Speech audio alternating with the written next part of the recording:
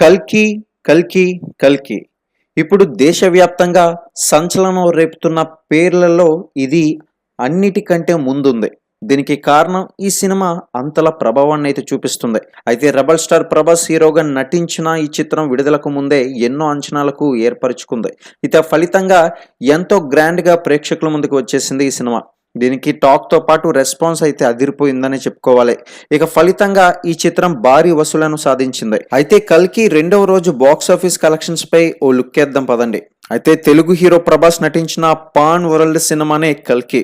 ఇక నాగ్ అశ్విన్ తీసిన ఈ సినిమా విజయవంతంగా బాక్సాఫీస్ వద్ద అయితే దూసుకుపోతుంది.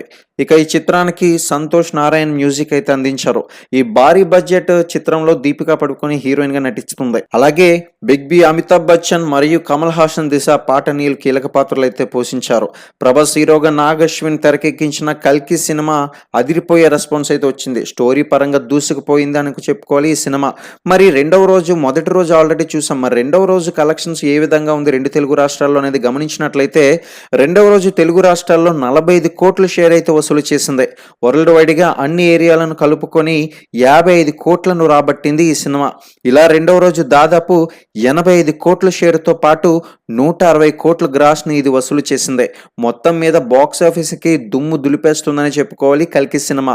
మొదటి రోజుతో పాటు రెండవ రోజు రెస్పాన్స్ కూడా కలెక్షన్స్ పరంగా బాగానే రానిచ్చింది.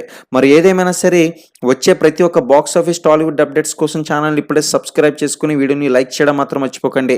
డార్లింగ్ అభిమానులు ఎంతమంది ఉన్నారో ఒకసారి కింద కామెంట్ సెక్షన్లో తెలియజేయడానికి ట్రై చేయండి.